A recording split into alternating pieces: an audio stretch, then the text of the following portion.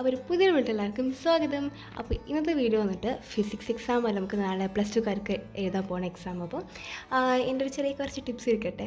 അപ്പോൾ നമുക്ക് നേരെ വീഡിയോയിലോട്ട് പോകാം. അപ്പോൾ നമുക്ക് ഫിസിക്സിൽ 14 ചാപ്റ്റേഴ്സ് അല്ല ഉള്ളത്. അപ്പം ഒരു കാര്യം പറയാനുള്ള വെച്ചാൽ നമ്മൾ എങ്ങനെ പോയാലും ഒരു ചാപ്റ്ററെങ്കിലും വിടാതെ സ്കിപ്പ് ചെയ്യാതെ പഠിക്കാമെന്ന് എനിക്ക് പറയാനുള്ളൂ. കാരണം ചില ലാസ്റ്റൊക്കെ വരുന്ന ന്യൂക്ലിയസ്, ആറ്റം, പിന്നെ സെമി കണ്ടക്ടേഴ്സൊക്കെ, പിന്നെ അതുപോലെ ഡ്യുവൽ നേച്ചറൊക്കെ എന്താ പറയുക, പെട്ടെന്ന് നമുക്ക് പഠിച്ചിട്ട് നല്ല മാർക്കിനെ മേടിക്കാൻ പറ്റും ചാപ്റ്റേഴ്സ്. അപ്പോൾ അതൊന്നും ശരിക്കും ഫിസിക്സിൽ ഏത് സബ്ജക്റ്റ് ആയിക്കോട്ടെ, നമ്മൾ എക്സാം എഴുതാൻ പോകുമ്പം എല്ലാ ചാപ്റ്റേഴ്സും അറ്റ്ലീസ്റ്റ് കുറച്ചെങ്കിലും നോക്കി പഠിച്ചിട്ട് പോവുക. സ്കിപ്പ് ചെയ്യരുത് എന്നാണ് എൻ്റെ ഒരു അഭിപ്രായം.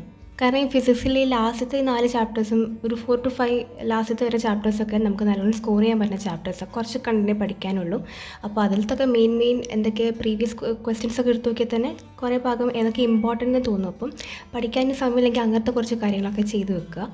പിന്നെ നമുക്ക് വെയിറ്റേജ് കൂടി ആദ്യത്തെ കുറച്ച് ചാപ്റ്റേഴ്സും, പിന്നെ റേ ഓപ്റ്റിക്സ്, ആദ്യത്തെ ഫസ്റ്റ് യൂണിറ്റൊക്കെ ഏകദേശം കുറച്ച് വെയിറ്റേജ് കൂടി ചാപ്റ്റേഴ്സാണ് വരുന്നത്. അപ്പോൾ അതൊക്കെ മാക്സിമം അതിലത്തെ ഡെറിവേഷൻസൊക്കെ നല്ല രീതിക്ക് തന്നെ ചെയ്ത് പഠിച്ചിട്ട് പോവുക. കാരണം അതൊക്കെ സ്കിപ്പ് ചെയ്യാതിരിക്കാൻ നല്ലത്. കാരണം നമുക്ക് നല്ലൊരു മാർക്ക് മേടിക്കാൻ എന്നല്ല എല്ലാവരും ആഗ്രഹം. അപ്പം മെയിൻലി വരുന്ന വെയിറ്റേജ് കൂടിയ ചാപ്റ്റേഴ്സൊക്കെ കണ്ടിട്ട് നല്ല രീതിയിൽ തന്നെ പറ്റുന്ന പോലെ തന്നെ ഒക്കെ നല്ല പഠിച്ചിട്ട് തന്നെ പോവുക.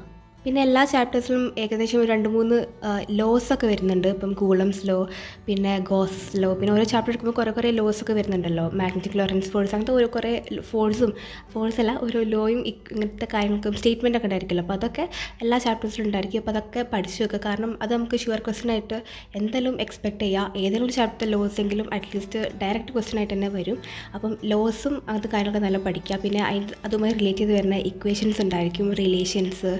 പിന്നെ നമ്മൾ ചില ന്യൂമറിക്കൽസ് ചെയ്യുമ്പോൾ മെയിൻ വിഷയം എന്ന് വെച്ചാൽ ചിലപ്പം കൺവേർട്ട് ചെയ്യുന്ന ഇന്ന നമ്പേഴ്സ് ഉണ്ടായിരിക്കും. ഇപ്പം ആംബിയർ ടു, അതായത് മൈക്രോ ആംബിയർ ടു ആംബിയർ ആക്കണം. പിന്നെ മൈക്രോ, അതൊരു സംഭവം ചെറിയ കൺവേർഷൻസ് ഉണ്ട്. അപ്പോൾ അതൊക്കെ വാല്യൂസ് പഠിച്ചു വെക്കുക. പിന്നെ കുറേ കോൺസ്റ്റൻറ്റിൻ്റെയൊക്കെ വാല്യൂസും പഠിക്കാണ്ട്. അപ്പം അതൊക്കെ കുറച്ച് നോട്ട് ചെയ്യാൻ പറ്റുന്നവരാണെങ്കിൽ നല്ല രീതിക്ക് തന്നെ ജസ്റ്റ് നോക്കിക്കോണം. അപ്പോൾ ഫിസിക്സിൽ നമുക്ക് മെയിൻലി ഡെറിവേഷൻസാണ് ചെയ്ത് പഠിക്കാനുള്ളത്. അപ്പോൾ ഡെറിവേഷൻസ് പഠിക്കുക. പിന്നെ ചില രീതിയിൽ ഗ്രാഫ് ഉണ്ട്. അപ്പോൾ ഗ്രാഫിൻ്റെ സ്ട്രക്ചേഴ്സും ഇതൊക്കെ നോക്കി വെക്കണം. പിന്നെ നമ്മുടെ ഫിസിക്സിലൊക്കെ മെയിൻ വില്ലനായിട്ട് വരുന്നത് ഓഫ് കോഴ്സ് ന്യൂമറിക്കൽസ് ആണ്. അപ്പോൾ അതൊക്കെ പറ്റുന്ന പോലെ ടൈമുള്ള പോലെ തന്നെ പ്രാക്ടീസ് ചെയ്യുക. ഇക്വേഷൻസ് എന്തായാലും പഠിച്ചിട്ട് തന്നെ പോവുക. അറ്റ്ലീസ്റ്റ് നമുക്ക് അതെങ്കിലും എഴുതിച്ച് ഒരു 1 മാർക്ക് ടീച്ചറൊക്കെ ഇട്ട് തരും എന്നൊരു വിശ്വാസമില്ലേ.